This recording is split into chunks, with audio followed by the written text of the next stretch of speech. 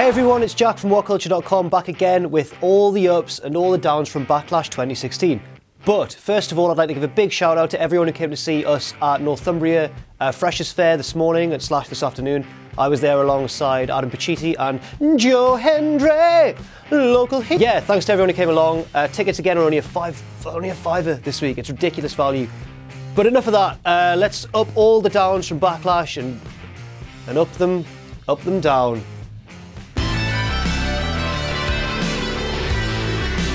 We're going to start off with a neither point, which I don't know if I've ever done before. It's neither an up nor a down. Daniel Bryan and Shane McMahon came out to open the show, and at first I thought, oh, here we go again, the two authority figures stealing the attention away from the wrestlers. But no, then I thought it's the first SmackDown exclusive pay-per-view in many years.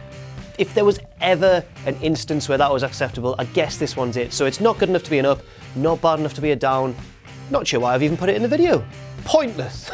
Now on to our first actual match of the night, the Women's Six-Pack Elimination Challenge between, if I can remember them all in one go, here we go, Alexa Bliss, Carmella, Becky Lynch, Naomi, I've already said Carmella, this has gone horribly wrong, I'll try again.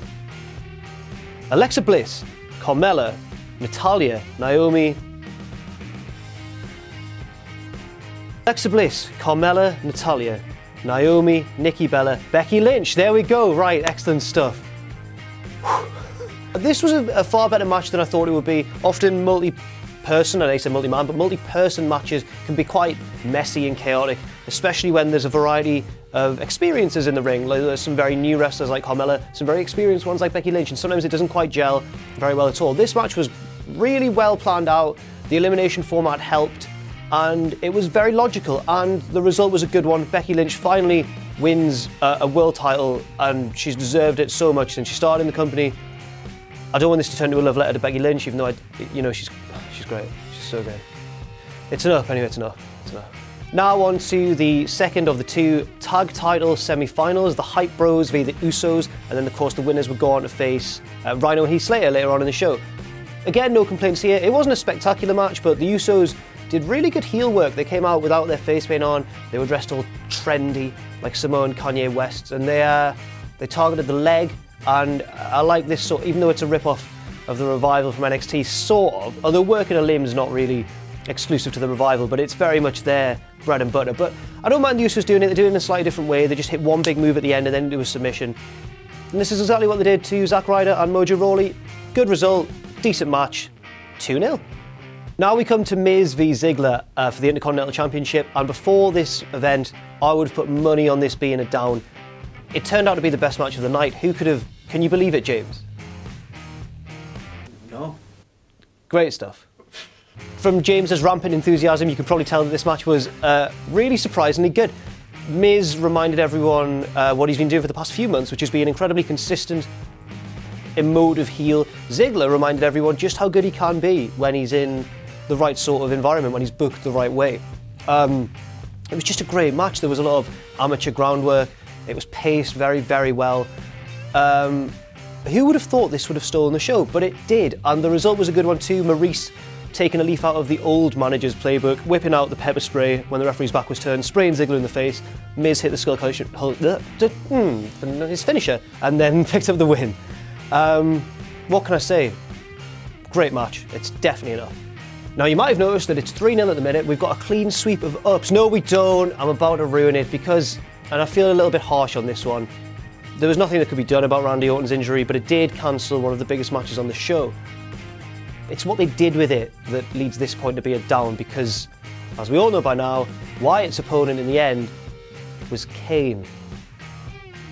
Now, at the risk of incurring the wrath of Ross, because Kane's his favourite wrestler of all time, seriously, this wasn't the right match, was it? It was fair play to Kane for stepping up and wrestling on very short notice, I imagine, and fair play to Bray Wyatt for adapting to a new opponent and a new match in such a short space of time as well. But did Kane have to go over? I don't think he did. This would have been a great opportunity to give Bray Wyatt a big, clean win over a recognised... Is Kane a legend by this point? I think I could probably say he is, if not a future legend. And yeah, this was the perfect opportunity to give Wyatt that win.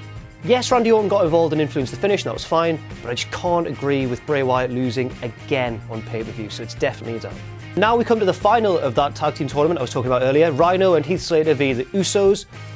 man, I was convinced, even though I predicted that Heath and Rhino would win, the closer and closer we got to the match, the more worried I got because they teased a bit of tension between Rhino and Heath backstage earlier on. I was certain that Rhino was going to snap for whatever reason, attack Heath Slater, and then the Usos would win and we'd carry on seeing Heath as a free agent. But no, they did it. They gave Heath the big one. He won the belt. The finish was great. One of the Usos, not sure which, it's hard to tell now, they don't wear the face paint anymore, super kicked Heath. Then Rhino came in, gored him out of his shoes, and then Heath had to slowly, kind of bravely roll over and make the pinfall. Rhino's on the outside, like urging him on. It was really well thought out and a really emotive finish. And again, it's another up. Backlash was a much better show than I think a lot of us were expecting.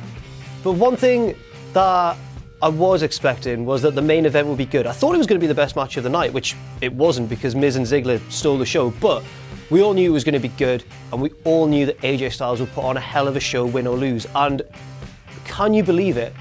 AJ Styles is the WWE World Champion. A small, independent, TNA-based guy earlier in his career who's pretty much gone against the entire mold established by WWE over the years, has now got the most prestigious belt in that company's history, in the history of professional wrestling, and he couldn't deserve it more. What can I say? I'm speechless about that. It's obviously enough. What a show Backlash was. It wasn't the best show of the year. I think that may have been Battleground or Money in the Bank, but it's certainly up there in terms of the WWE's calendar. AJ Styles is the world champion. AJ Styles. So that's all we've got time for on Backlash ups and downs. Thank you very much for watching. What did you think of the show? Do you agree with my assessment that it was better than most of us could have possibly expected? Leave your comments below. Also leave comments about where you think the storylines are going to go. Do you think Dean Ambrose will get a rematch? Probably. It was a dirty finish. Anyway, without further ado, I've been Jack from WhatCulture.com. The ups have won. You can follow me on Twitter at Jack_thejobber, and I'll see you soon. I say up, goes down. And up those down.